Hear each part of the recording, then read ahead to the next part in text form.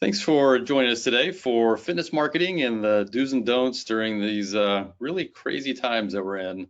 And today with me is Jillian Curl and Tim Monticello. My name is Nelson Rodemar, and we're all from UpSwell Marketing.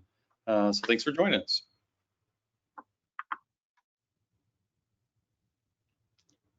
And just in case you can't see us on video, hopefully you can see the pictures there. So next slide. So the topics we're going to talk about today are really going to be focused on communication, segmentation, competition, marketing spin, and the marketing plan. But before we get into that, we're going to talk about a really nice tool that's on the New York Times. And if we can go ahead and go to the next slide. This shows a map as of August 18th. So what are the states that are already reopened? What are the ones that are reopening? So you'll notice that New York is in the reopening stage. So great news. We heard, I think it was late yesterday, that New York is going to be opening on August 24th through September 2nd, somewhere in that time range. And congratulations to all of our friends in the New York area, and no other states are following that as well. So we'll keep watching that. This is a great tool to check from time to time. There's a link at the bottom of the page, and you can click on that. If we go to the next page, you'll see another part. It's on that same link, not a different one, but it'll show different groups like retail, restaurants, and obviously we all care about gyms right now, on what are the states that are in some stage of reopening or that they're already open. And so next week, if you check New York, that'll be a dark color like the rest of them. And let's go ahead and go to the next stage. All right, communication. How do you talk to your clients, your folks that you hope are clients someday, and your employees? Everything you do in communication, what are the real big do's and don'ts that you want to focus on, again, during these crazy times? And let's go ahead and go to the next stage. So let's start with Jillian, ladies first. And Jillian, you're always saying, make sure you focus on the current members before you do anything else. Why is that? Yeah, so currently your clients are the best marketing tool for any type of new business going on. So by communicating effectively with them, you're allowing them to kind of spread the word about you. So when you're not communicating with them, you are kind of risking losing a key part of your business. So I've been telling clients, put posters within your club, clear directions for use of equipment. Social media posts and stories are a great tool to use to communicate effectively to those members and prospects. And then also email blasts, because communicating changes is so important right now. And not just one time, not just two times. You're wanting to constantly get in front of people and just tell them, okay, hey, this is kind of what's going on for us. And, not only is it communicating with your members, but communicating with your team. You want to make sure if somebody picks up the phone and calls you, that your team members are allowing to give them the proper information about your club. So communication is key, like I said, with your team, with those members who are coming in and can be your best marketing tool. And then also prospects who are checking out your club via your website, Google, and also your social media pages. Some good advice. And let's go to Tim. And Tim, it's one of those crazy things of how much longer do we have to keep talking about sanitation and cleaning and the things that we're doing in our clubs? I mean, what would you say if people ask that question? Well, the reality is that we still haven't come completely out of this COVID season. And really, when it comes to cleanliness and sanitation, those are things that people think, oh, we can address it, once or twice, and then that's all we need to do. And the reality is that this is such a fluid situation that you are going to have a way to incorporate that into your overall branding, throughout the rest of the year. And then, in fact, I would even argue throughout 2021. And so an idea, one idea that one of my clients had, and we're implementing it currently, is it's a boutique studio. They created a seal to go on all of their different types of advertisements, whether it be digital, whether it be print. And so they're taking direct initiatives with that to launch it, but then ultimately anything that they're doing, that just serves as a footer or just a secondary logo just to show their commitment to sanitation and cleanliness. And so that way, that messaging consistently gets conveyed for anything that they're doing. So that's just, you know, a recommendation, because it takes more than just once or twice to really hammer away at something like this. Yeah, no, you've said before too that you know, this thing is going on so long, and you know, customers and members are at different stages of deciding, do I want to come back? Am I going to come back? And if you're not talking about sanitation and cleanliness and all the things that you're doing, and that's the advertisement that they get when they're ready to go back to a gym, they may pass you up for somebody that does have that information. So yeah, some good points. Correct. Okay, next page. These are just some examples of some of the clients we work with that are putting out there, as far as, you know, in their studios, you know, on the back of some of their ads. You know, obviously you wouldn't want to list everything on there every single time. I think the point that Tim and Jillian are really trying to emphasize is that it's a consistent message, that you've always got something about cleanliness and sanitation in there. And like Tim said, you know, for the rest of this year at a minimum, but likely it's part of our normal lives again. Okay, next page. Segmentation. And when we talk about segmentation, we're really talking about what are the clusters within your club that are working really well for you, or that are not working so well for you, and how do you decide which segments are you going to go after and try and get more of those segments, and which ones, you know, maybe you put that on pause for a little bit till things start to normalize a little more. So let's go ahead and go to the next page. And let's start with Tim this time. And Tim, you're always talking about your member data, and why is that so important to look at your own member data, and what level of that data should you look at? Yeah, absolutely. So when it comes to looking at your data, you know, there's different ways to look at it. In this COVID season, you know, big thing has been the age factor, just as to how things are currently going. And so really what you want to do to start is you want to look at, all right, let's look at my member base. Let's figure out, and when you look at your member base, it's like, yes, you want to look at your actives, but then you also want to take a look at your cancellations, especially from the time of the shutdown, from mid-March and beyond, and figure out, okay, what's my categories as far as age breakouts? What has dropped off the most? And so that could differ based on the model. If you are, you know, a boutique model, you could be very different from a more of a full service club, you know, like a high volume, low price. It could be very different. So from that point, you figure out, okay, what part of my member base has not dropped off as much? Like, what's my 80%? What is actually working? And then what's that other 20%, 30% that is dropping off? And then you have to make the decision, okay, how am I going to market, right? You know, maybe it's that 20 to 30% fall into that at-risk category. What we've noticed on our end with some groups of our clients is that over the age of 60 has dropped off pretty dramatically. Now, that's not necessarily across the boards, but looking at it, you need to make the decision, okay, how vital to that, you know, how vital is that certain 30% to your club?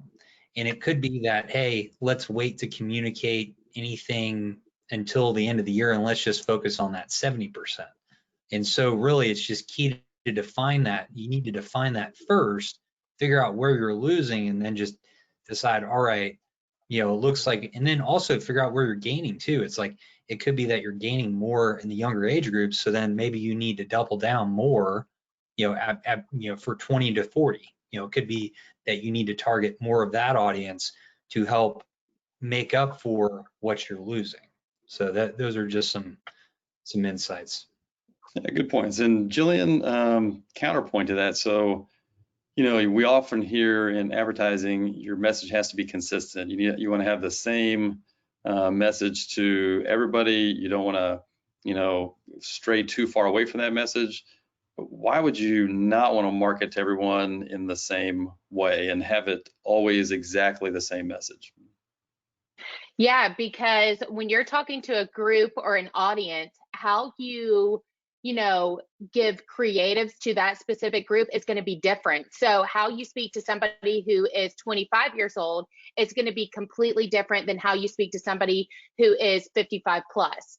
And so I have a great example of this. A client came to us and was saying, "Hey, I really focused in on the 55 plus kind of 60 age range for personal training." Well, they happened to be a part of a franchise and some clubs around them had shut down. So naturally they were getting more members coming in, not of that higher age group, but of a younger age group. And so if they continue to still market to that 55 plus the same way that they were doing this younger generation, it could have really thrown them off. And so we were able to once again take a look at that data, analyze it, and say, okay, hey, here's how we're going to market to these 25 to 35-year-olds, and here's how we're going to market to that 40 to 55 age range. And then we note that the 55 plus age range is a little bit hesitant on coming back. So we need to switch the wording on how we present it to them. Boost your immune system, feel safe while working out. So that messaging and the creatives you use behind it really factor into why you don't want to market to everybody the same, especially during COVID and the aftermonths of it, because people are really looking for specific changes. Of course, you can do cleanliness, make that message the same across the board, but you really want to hone in on those age groups and segmentations to make sure you're delivering a message that applies to them. And how low should you go on the data? I mean, certainly you're going to start at least at a national level for all of your clubs if you've got several clubs. But how low should you go? Should you go to market level? Should you go to individual club? I mean, what's your recommendation? Individual club for sure, because what one club may be doing 10 miles away or 15 minutes away, it can be completely different for another club. So it's good to look at overall data, but when you're coming up with a marketing plan, you want to look at that specific club and make sure, okay, hey, what is the data telling me for that specific club? Of course, you can use similar talking points, similar creatives, but you do want to hone in on those specific locations to make sure that you're matching up with what the data is telling you. Yeah, great point. All right, next slide. Competition. We're all trying to figure this out, and everybody's doing some similar things, and there's a few folks that are doing things a little bit different. Let's go ahead and go to the next slide, and let's stay with Jillian. And why is it so important to focus on what makes you unique and not try and just do what everybody else is doing? Yeah, so that's where your value comes in. So what is something that your club is known for specifically? You know, something where you put a sign up and you're like, oh, okay, I know that location because they have a certain piece of equipment or a certain group class. You want to capitalize on that to make a difference with your competition. Now, it's also extremely important to focus on features that set you apart. So whether that be new virtual classes, extended hours, certain cleanliness standards that you're taking, it's absolutely important that you're mentioning those as well. Because once again, if you're doing it and somebody else isn't, that's a bonus point for you. And so definitely with how things are going with COVID, people are really focusing on, okay, hey, this club, I know I can count on them because of a specific class or a specific cleanliness standard or that specific hour. Capitalize on that so that way they know and communicate that. Once again, it goes hand in hand with those things that something that is unique to your club only, focus on that and announce it to your members and your prospects. Great advice. And Tim, let's say your competition has got some great ideas out there, and it's really tempting to steal those same ideas, or maybe it's the same price point or it's the same offer. Why would you want to kind of pause and think twice before you try and replicate exactly what the competition's doing? Well, there's different things to unpack with that, but ultimately, really where it lies is, and it could be that, it's two clubs that have similar models, but then I would argue that member bases can be different. It's different because of the people factor, right? And so it's really just, you want to make sure that, anything that you're doing is speaking to your member base. So, if it's a price factor, then, that could possibly cannibalize, your current members. It could be, it could cause some challenges there, to keep, to keep the ones that are paying possibly higher, higher monthly dues to continue doing that. And then also it's basically the culture as well. So there's different ways to look at it, but ultimately on the competition side, you want to make sure that you are not doing the exact same thing, because that's not going to make you stand out. That's not going to make you stand out at all. So, some of the things that, you could do that I feel that differentiate, it's like, one, people, I've seen a lot of clients, say, oh, I love this ad that my competition's doing. Can we duplicate that? And my answer is, look, we can take a look at what would make the most sense. I think we need to make sure it has your branding, your imagery, and your feel to it, so that we're not directly copying them, because that's not going to benefit you, because they might have already struck it before you did. And so really, is that going to make as much of an impact as what that competition did? And the answer is probably not. So just I know you say oftentimes too that we fall into that trap of we think we know what all our best points are that really drive people to our gym. But a great reminder you're always giving out is that, ask your current members what they think makes your gym so special. Let them help you figure out what some of your best selling points are. Don't just try and figure it out all on your own, right? Exactly. And chances are it's the people factor. Big thing, with your group fitness instructors or the manager or the staff that's working there. Usually, that's some of the things that the members are going to mention. So yeah, it's very important that you ask those questions. Very good. All right, next slide. All right, let's get into marketing spend and try and answer that question of should I be spending any money at all? Should I hold back and just see how things go? We've heard so many stories how when a club first opens after the pandemic, sales are off the roof. New members are coming in, and it's that first core group of people that can't wait to get back in the gym, and they're going to go to the very first club that's open. But it's usually that second month where maybe the membership starts to fall off a little bit, or people kind of pause and maybe they shift from higher memberships to lower memberships. Let's go to the next slide, and let's stay with Tim. And why should you expand your digital budget, and should you only spend on digital, are the two big questions. So as far as the first question, so why should you expand? Well, I think the first answer to that is being agile during this uncertain time. Many of the clubs I know that, especially the ones that I've worked with, they've had challenges week by week because it's such a developing situation, even with clubs that are open, right? So the ability of you being able to make a pivot is much easier on the digital landscape. Obviously people know with print, it's like once you print, 10,000 cards, 20,000 cards, anything print related, you're going to have to reprint that if it's date sensitive, or if the messaging is not consistent with what changes occurred, in your community regarding COVID. So from the digital landscape, that gives you the opportunity to really change things in the middle of campaigns if we need to.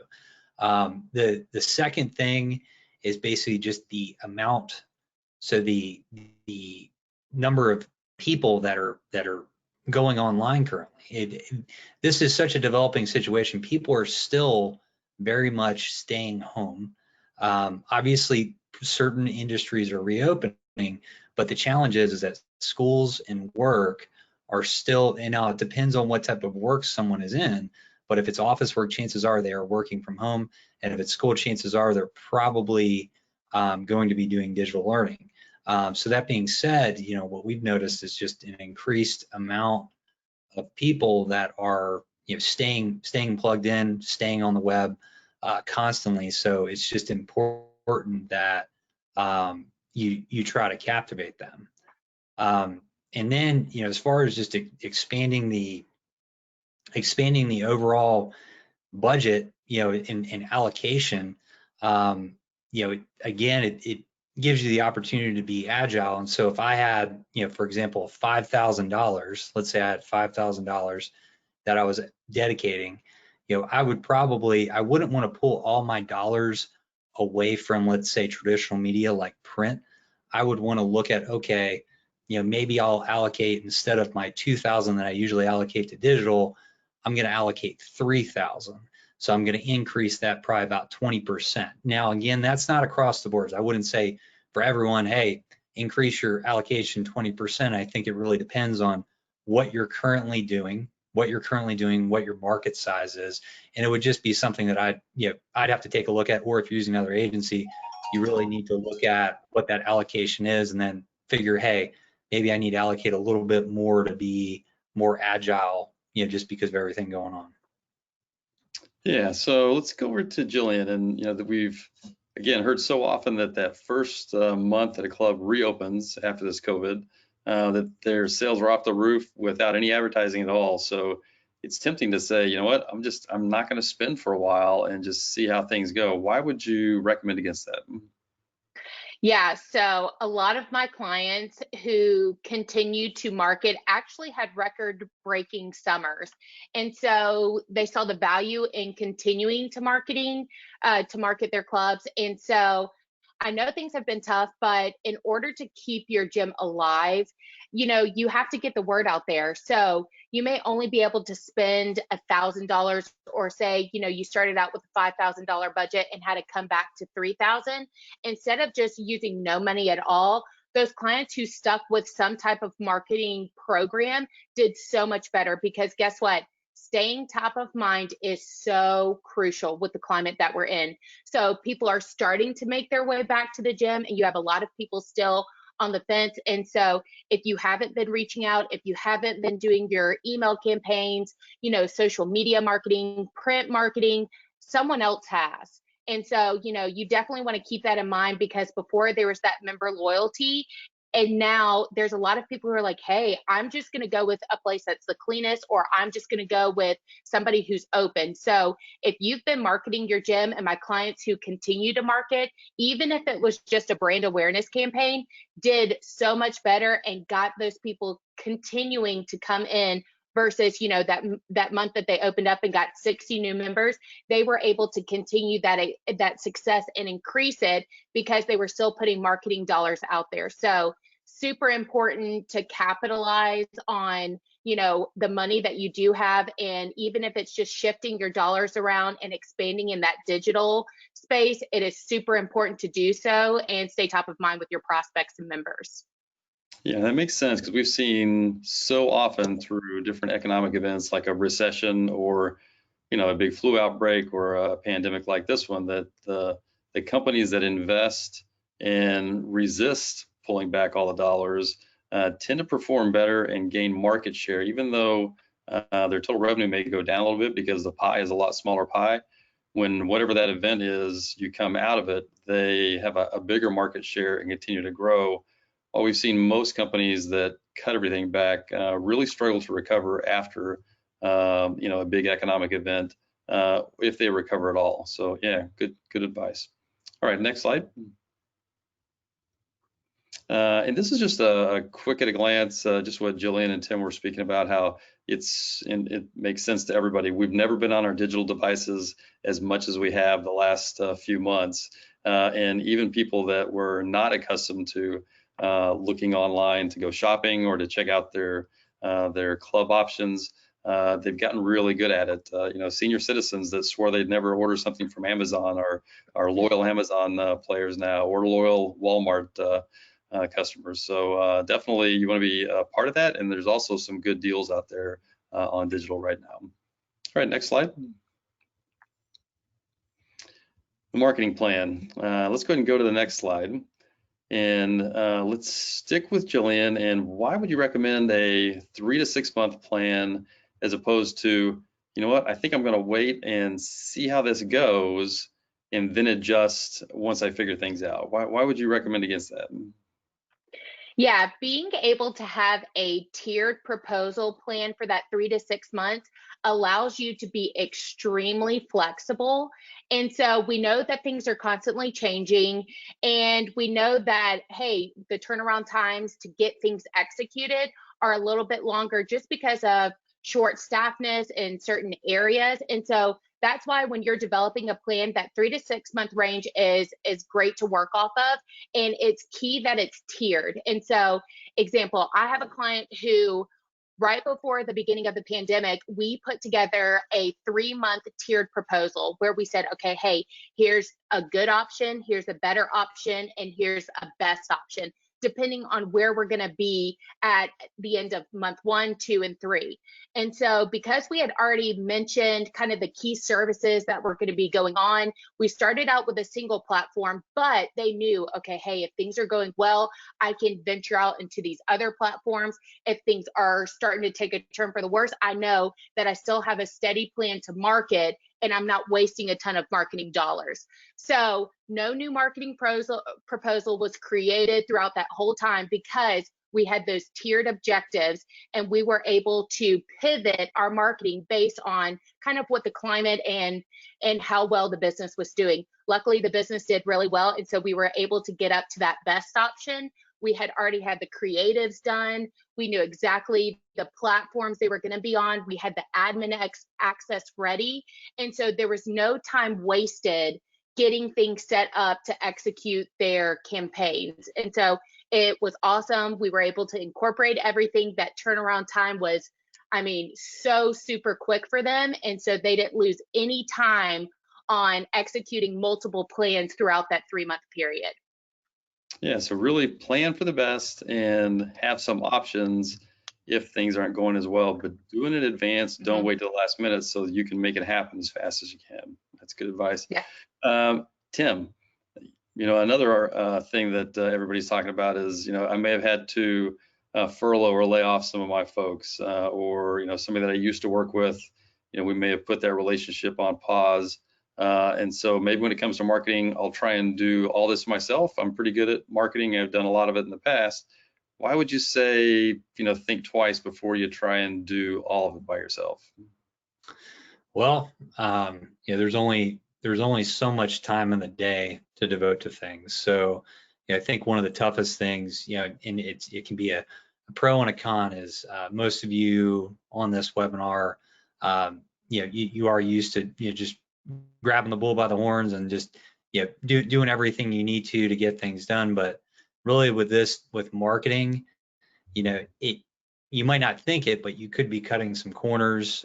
You could be running into creative blocks. So the biggest thing is delegation to that. And I've kind of broken it up into three different things. One is scalability. Now scalability, that has to do, I don't know how big, your operations are. It could be that someone's just operating one unit, or it could be 3 or 4 units. So depending on how big the operation, how big the business is, the gym is, the studio is, you could have more needs, for marketing. And so again, going back to, there's only so much time in the day. So it might make more sense for your time to actually outsource that to an agency, just because, we're able to handle that. We have a whole, Jillian and I, we have a whole team of individuals behind us to support us, and we have different departments for each product and service. So that might make sense for you. Now, the other side of it is, like, people always, and that's the other side of it. They might have furloughed someone, but then again, I would argue that, our products and services, if you contract an agency, whether it be us or someone else, you're probably going to end up, being more cost effective with actually outsourcing it. And then again, you're going to save your own time, right? And so, kind of looking at those three things: scalability, time, and cost.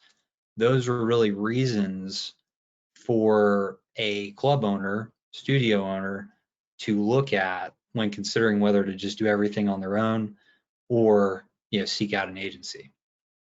And I also know that you and Jillian are often saying how, ideas either start on the West Coast or the East Coast or somewhere in the middle, but they spread really fast between you guys because you've got clients from coast to coast and everything in the middle as well. So if there is a new idea that's out there, you guys are probably going to have a better chance of knowing what that idea is because you're already helping some clients with that. So yeah, That's right. Yeah. So the creative side is definitely you know, big factor as well. Like talking about creative blocks is, you know, we obviously have a team of creative, you know, creative designers, and actually a few on our staff that have actually done had creative director positions as well. So yeah, that's a huge resource. yeah, fantastic. Next slide. And we're not going to go through all these. You can, obviously, you're looking at this presentation now. You take a snapshot or a screenshot of that. And let's go ahead and go to the next slide. And this is just a little bit about UpSwell marketing and everything that we have to offer. Well, not everything, but a lot of the things that we have to offer. And I would say just, you know, reach out to us, and let's go to the final slide. And you can reach us a couple of ways, grow@upswellmarketing.com, and our website, fitness.upswellmarketing.com, and you can go much deeper in there. And I would just say, hey, reach out to us, and hopefully this helped you today, and hopefully your club gets back to where it was and gets even better. So from Tim, Jillian, and myself, thanks for joining us, and hope to see you out there. Thanks, everyone.